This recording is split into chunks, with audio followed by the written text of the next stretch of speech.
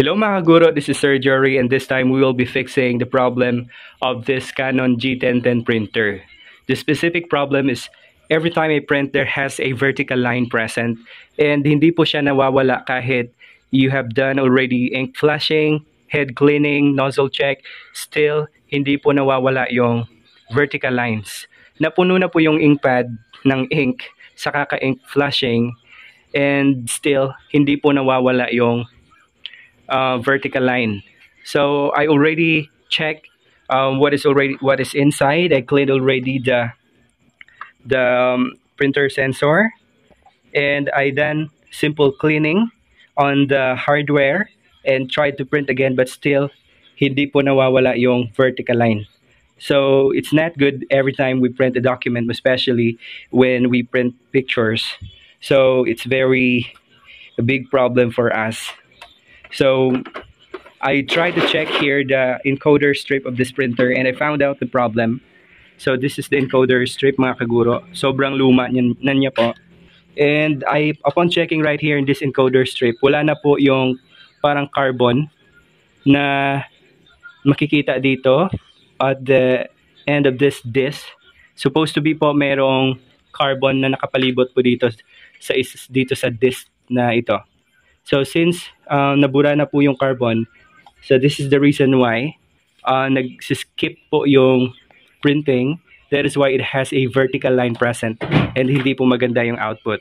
So I decided to order sa Shopee po ng printer encoder strip and I already received this one. If we're going to compare po, if you can see right here, meron po siyang carbon na nakapalibot.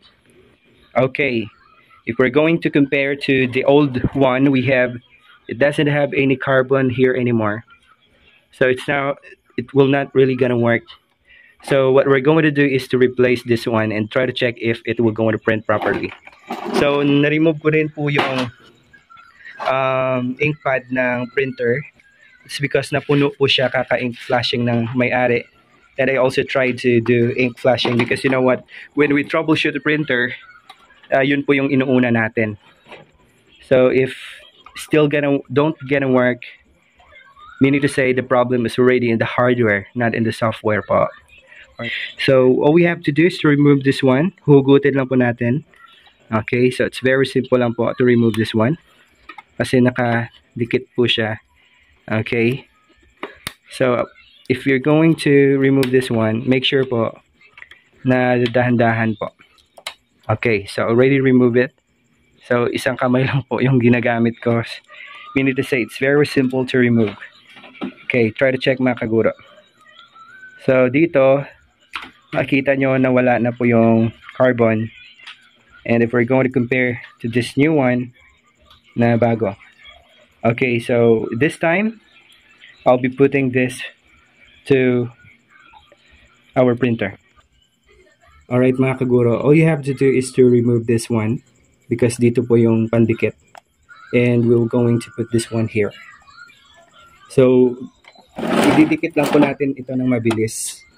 Make sure na bilisan po natin kasi para hindi po agad matuyo yung pandikit po dito. When you insert this one, you have to put this first because mayroong slot po dito na maliit. Just like this one. Okay, so you have to do it that way po. Unahin po natin dito sa slot dito. Because this black one has a sensor. And this encoder strip, dapat papasok muna dito bago natin ipasok dito sa steel. Alright? So, i-remove na po natin. Okay? And then, insert it here. Pasok. And push lang po.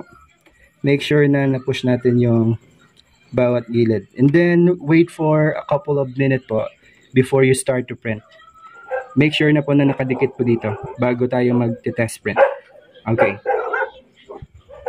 So, mag-test print po tayo. Let's check kung na-fix na po yung problem. Okay, colored po ito mga kaguro.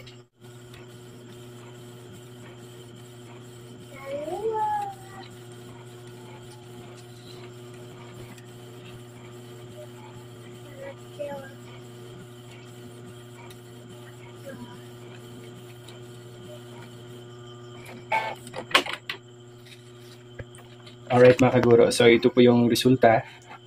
So I believe color yellow is not working. So we will be doing a nozzle check mga kaguro.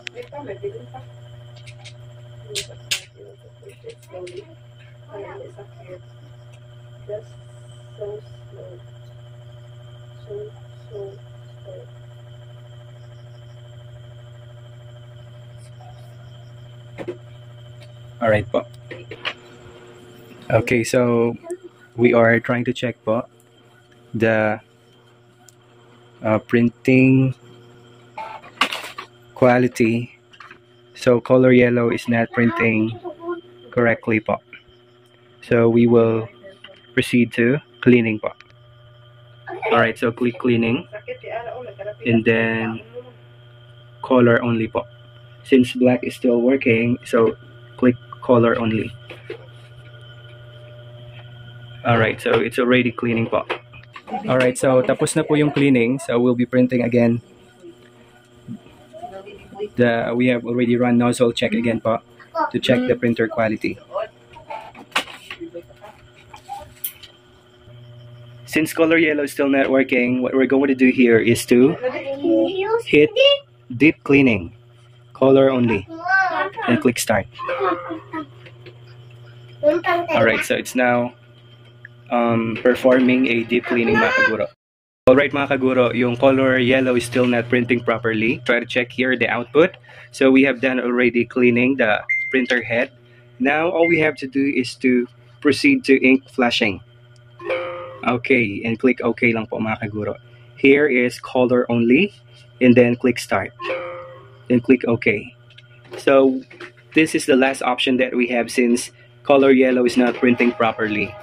So we proceed to ink flashing mga kaguro.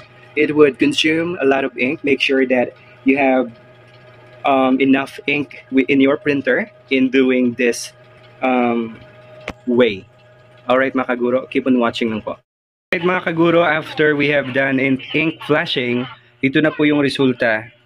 Okay, so hindi naman siya masyadong lumabas yung pagka-yellow niya. At least naging yellow na po. Alright, so ito yung nozzle check natin before.